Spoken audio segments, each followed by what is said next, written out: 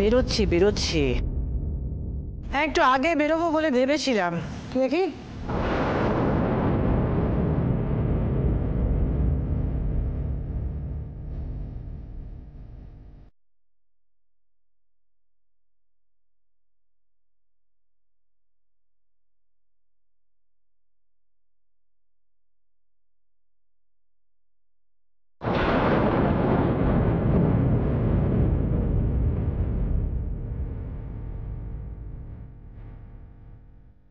ঠিক পৌঁছে যাবো আমি। হ্যাঁ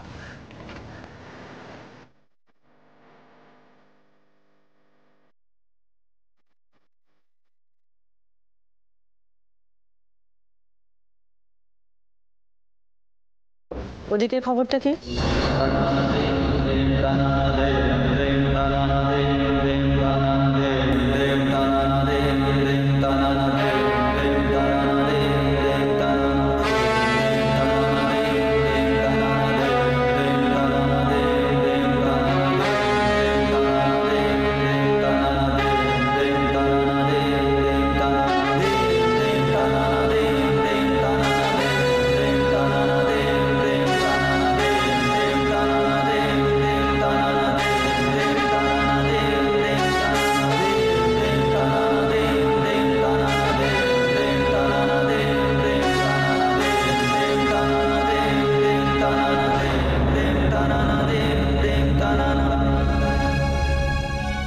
তোজো কোথায় দিদি ভাই?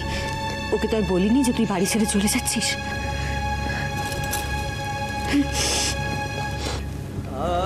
ভালো থেকো, আর তোজো দাদা ভাই এদের খেয়াল রেখো। হ্যাঁ আসি।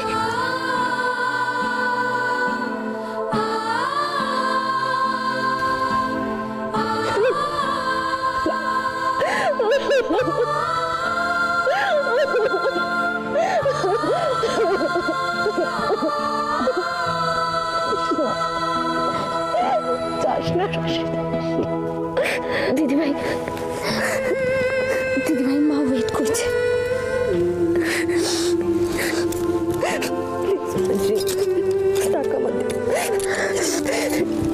দিদিভাই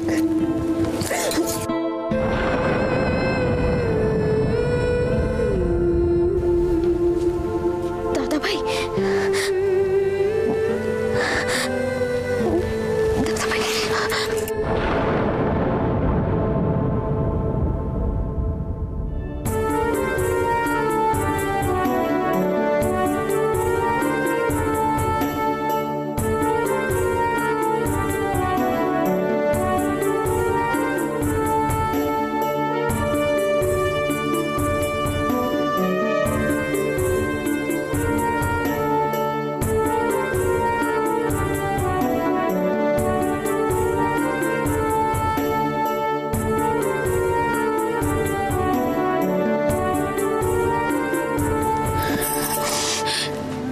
যেও না, থেকে যাও না রাশি।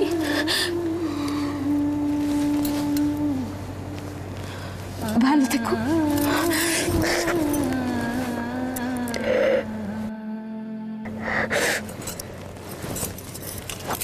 আসছি।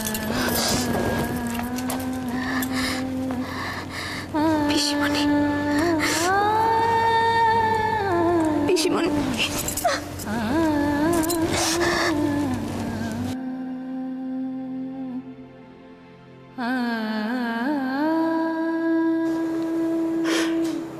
শান্তিতে থাকিস।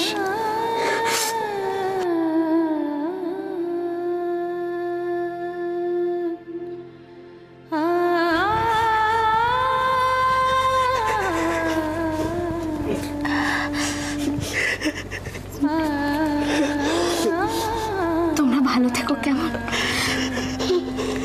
আমি আসছি। কি হলো? তোমরা কাঁদছো কেন? আমি বলেছিলাম না যাওয়ার আগে আমি সবার মুখে হাসি দেখে যেতে চাই। কোথায় তোমাদের হাসি? আসছি বলে কি দরকার ছিল এসব কথাগুলো বলা? বাড়াবাড়ি করো না রাশি।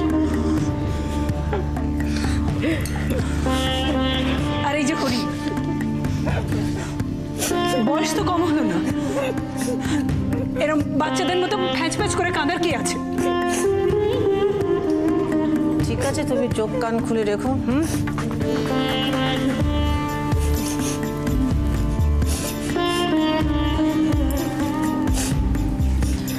শোনো, আমার টাইম নেই, ওয়েট করতে পারবো না, তাড়াতাড়ি এসো।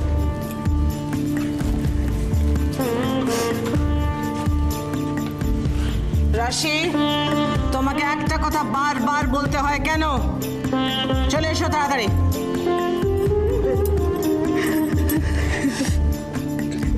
কোনো দুর্বলতাকে মনে কখনো প্রশ্রয় দেবে না।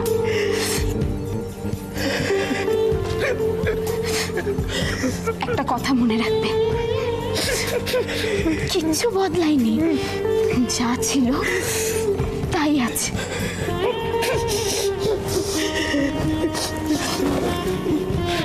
রাশি, আমাদের অনেকটা পথ যেতে হবে, তাছাড়া একটা টাইমের ব্যাপার আছে।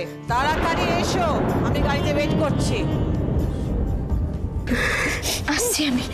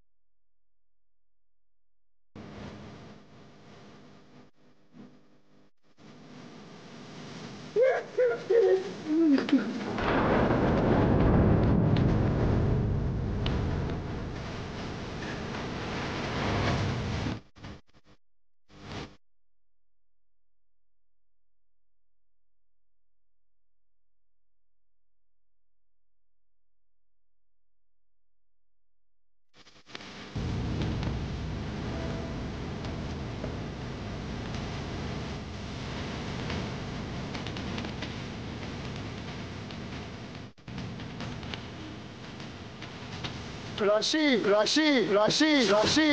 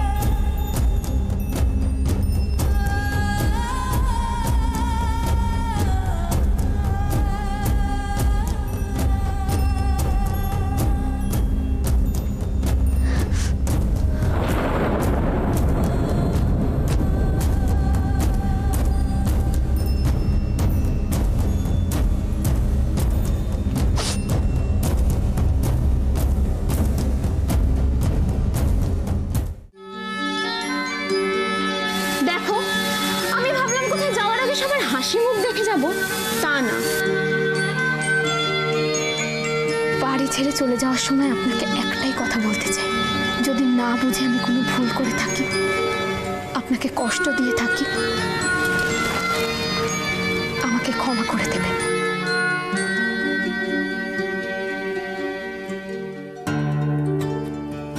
আমি রাশি?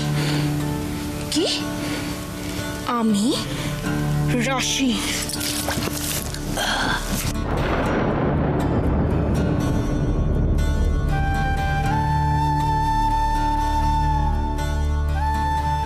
কিন্তু এভাবেই চলবে? এটা কোনোদিনও বদলাবে না রাশি? নিজের ওপর ভরসা রাখো। ঠিক সময়ে ঠিক ভাষায় প্রতিবাদটা জানাতে হবে মাধুরী।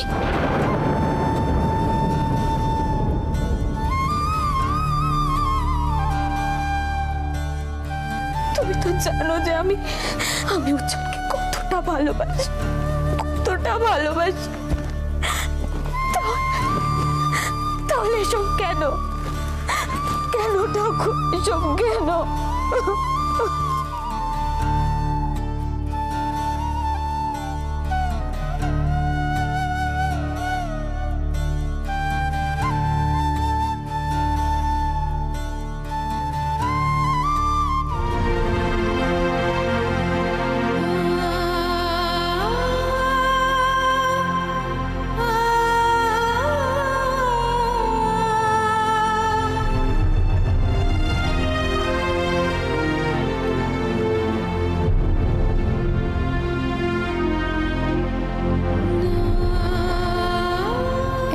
বিশ্বাস হচ্ছে না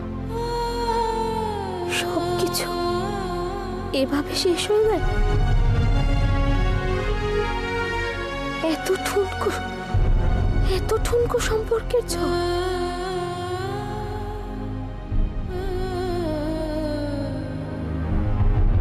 তবে মাঝে বলতো স্বামী স্ত্রীর সম্পর্ক জন্ম জন্মান্তরে, সেটা কি মিথ্যে?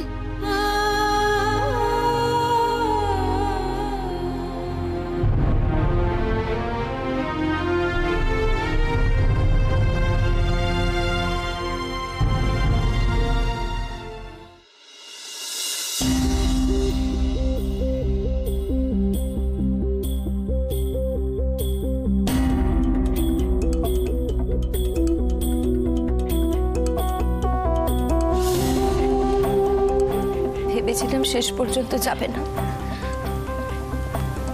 ঠিক আটকে দেবে, পারলাম না।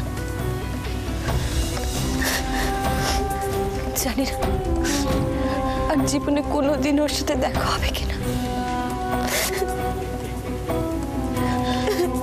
না, উজ্জ্বলদাকে বলতেই হবে, সবকিছু বলতে হবে।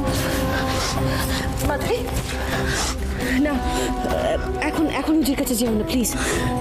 না বৌমনি, আজকে সবকিছু বলতেই হবে। কোথায় যাচ্ছ? কোথায় যাচ্ছ? মাধুরী, মাধুরী!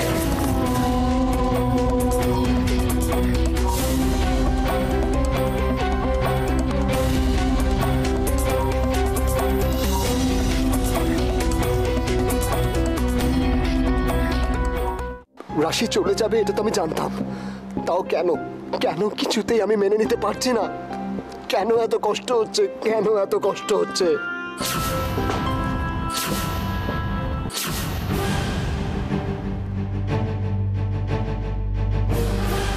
যে মানুষটা দিনের পর দিন নিজের থেকে তোমাকে বেশি ভালোবেসেছে, তাকে তুমি যেতে দিলে। তোমার একবারও মনে হয়নি তাকে আটকানো উচিত ছিল?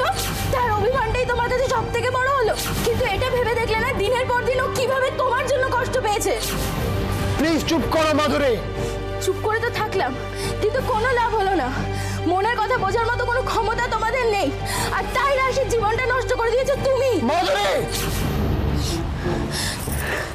হ্যাঁ উজ্জ্বলদা, এতদিন ধরে রাশির যত কষ্ট যত যন্ত্রণা সহ্য করেছে, তার জন্য সম্পূর্ণ দায়ী তুমি। কতটা জানো তুমি? বাড়ি ছেড়ে যাওয়ার ডিসিশনটা ওর, আমার নয়। অদ্ভুত, এখনো তুমি রাশিকে দোষ দিয়ে যাচ্ছ? বাহ, আচ্ছা বলো তো, ম্যারেজ রেজিস্ট্রারের নাম করে কে রাশিকে ঠকিয়েছিল? আমি ঠকাইনি, যেটা ও করেছে এটা প্রাপ্য ছিল। শিক্ষা দেওয়ার জন্য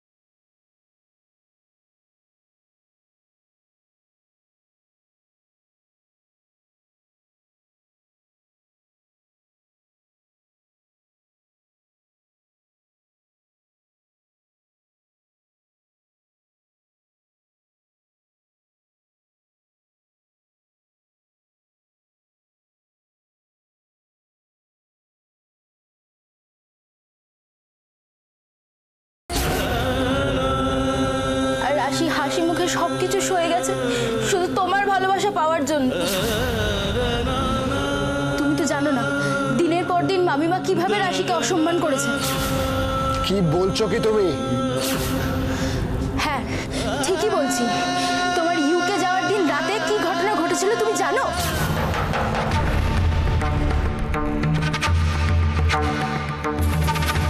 মামিকে তুমি একদম দায়িত্ব জ্ঞান দেবো না। মামি আমাকে বলেছে তোমাকে ঠিক সেফলি জায়গা মতো পৌঁছে দিতে। উজির ঘর কাটতে 1 সেকেন্ডও সময় লাগবে না।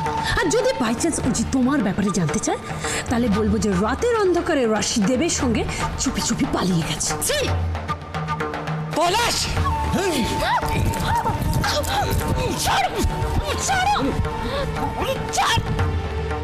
ওকে আউট হাউসে ফেলে দিয়ে এসো, এইভাবেই পড়ে থাকুক।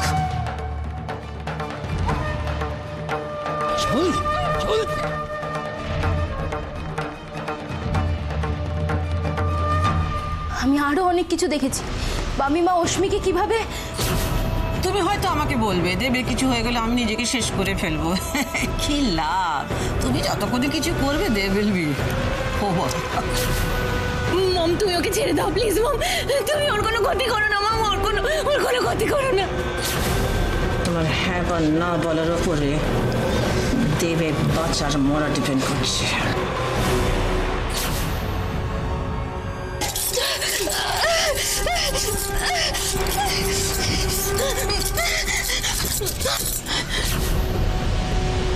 আমি তোমার সঙ্গে দেবের বিয়ে দেবই।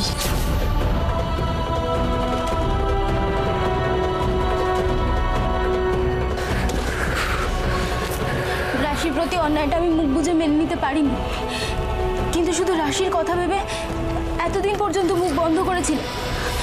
কিন্তু আজ আর পারিনি উজ্জ্বলদা। রাশিকে তুমি বাঁচাও উজ্জ্বলদা। কারখানা উদ্বোধনের নামে ওর পেছনে কোনো ষড়যন্ত্র হচ্ছে, প্লিজ ওকে বাঁচাও।